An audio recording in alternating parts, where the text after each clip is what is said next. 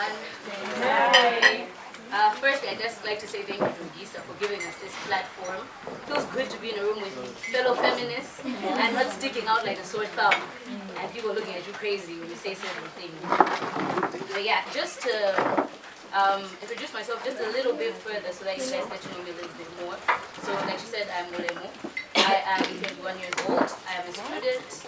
I am Malawian, of course, and therefore African. I am black. I am a woman. And most importantly, why I'm standing here today, I am a feminist. Some may call me a bitter feminist, an angry feminist, an ugly feminist, you know, the list goes on. But that's pretty much who I am.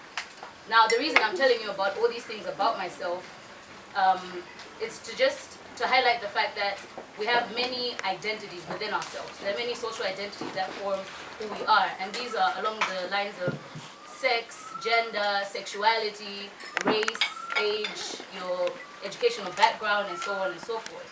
And so it's because of this, because social identity is so complex, I really dread when I exchange numbers with someone and the first thing they ask me is, tell me about yourself. And I don't like that question, not because I don't know who I am, but because there's so many things about myself and I don't know what you want me to tell you, what you want to hear. And the reason I'm talking about identity before I get to intersectionality is because identity forms the basis for the conversation about intersectionality. And what prompted me to think about identity is the book Nobody Knows My Name by James Baldwin. So my friends and I have a book club, and this is one of the books that we read. And I'm not going to go into detail about the book, but one of the themes was identity.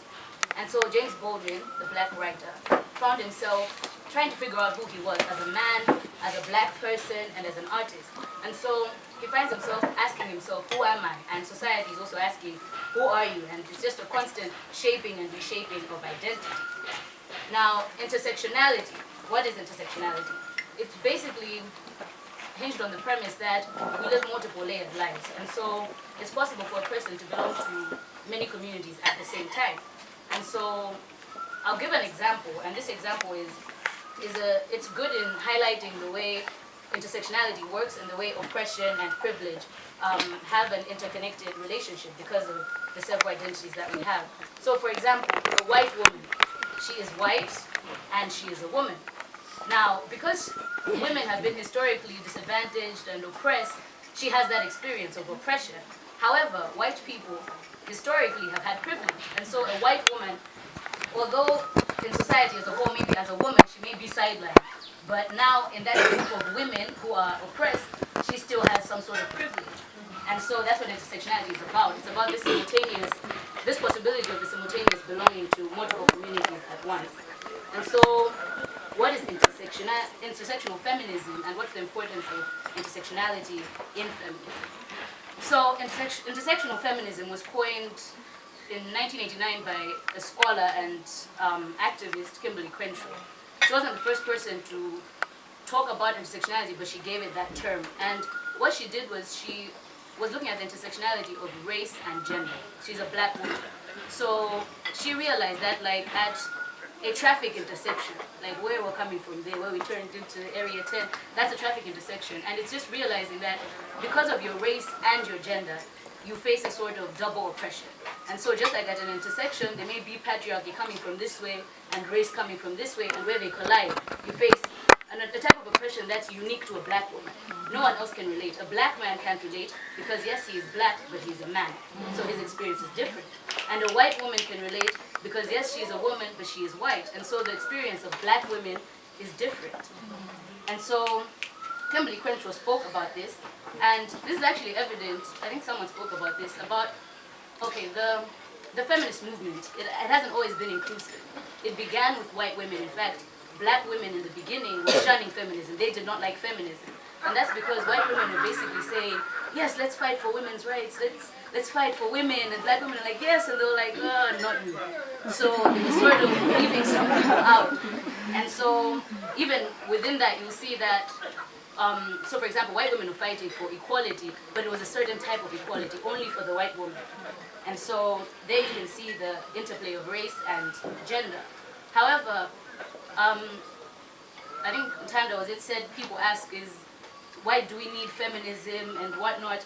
However, even the Senegalese writer Awa Thiam in 1978 spoke about intersectionality as well, and she spoke about how in exploring African womanhood, there are these, our oppression is threefold. So one, in terms of our sex, and then in terms of class, we are at the mercy of capitalist exploitation, and then in terms of our race as well. And Omolara Ogundipe Leslie, the Nigerian writer, went further than that, and she spoke about the 6 mountains which African women carry on their shoulders. So that talks about intersectionality, the different things that we face. And she spoke about tradition, backwardness to do with colonization, race, patriarchy, the global order, and so on and so forth. And so we can see that even in Africa, there are also certain intersectionalities, certain experiences that the African woman has that no one else can relate to, because it is a unique experience to the African woman. And so they've spoken about race, gender, and all this, but that's not even an exhaustive list. To add to that, persons with disabilities, persons of the LGBTQI community, they have unique experiences as well, and they have to be taken into account. And that's why I think intersectional feminism is so important, because it's inclusive and it doesn't leave anyone behind. And so it's very important, because there's no point in saying I'm fighting for women, I'm fighting for equal rights, but there's a certain type of woman that you're not fighting for. It doesn't make any sense. And so I urge all feminists to take this into account, whether in our work or in our day-to-day lives. We need to take into account the different intersectionalities and know that everyone's experience is valid. And so if you're doing work, it's in an NGO, in your school, wherever you're doing it, if you're asking the question, or if you're doing something to do with a woman, I urge all of us, we shouldn't anymore have a certain picture of a woman, because there is no one picture of a woman. Women are very different, and so we need to take into account all types of women. When you're doing your work, are you thinking about the lesbian woman? Are you thinking about the woman with disability? Yes, you want to make certain spaces accessible to women, but is it going to be accessible to the lower class woman, the woman who hasn't attained a formal education? Is it going to be accessible? And so this is very important. And I'm proud to say that I have seen this intersectional feminism in practice. Now, I haven't had too much experience in the field, but then, however, just last year, I think it was late last year, there was the first Women's Assembly for the Women's Manifesto. And what I liked about it, and what really inspired me, was that there were voices of many women. It wasn't the like I said, the standard type of woman that you think. It wasn't just women from NGOs or women from a certain sector of society. It was a lot of women. And this manifesto, what it's going to do is it's going to provide the demands of Malawian women. And so if you're going to give the demands of Malawian women, you have to include all types of women. What I liked was just the range of women that was there. Of course, it's not exhaustive, and therefore there are several things that we have to take into account if we want to achieve intersectionality in our work. And one, that's giving people who experience these intersectionalities a voice. There's no point in talking about, for example, sex workers, and then you're not even hearing their voices. I think the same thing Billy said. If you want to be a male feminist, you need to step back and let them talk. And so there's no point in saying I'm fighting for women's rights, I'm fighting for the LGBTQI community, and you're not letting them talk themselves. And also collaborating. So if you're working on something, work together with people who have that experience. Their experience is valid, and it can do way more for you and for your work than you can even, any books you can read, theories, whatever, Google, Wikipedia, it won't help you. What is valid and what is very helpful is the voice of the actual person who's experienced that. And also disaggregated data. So whether it be the government, NGOs, when we're collecting data, we need to take into account the intersectionalities. Otherwise, the oppression or the experiences of certain people in society will not be brought to the forefront. And so we're going to miss out on many opportunities to better life for other people. And so, yeah, that's all I wanted to say on intersectional feminism, and basically that we're not free until all of us are free. Yeah. And so we need to take everyone into account. Woohoo!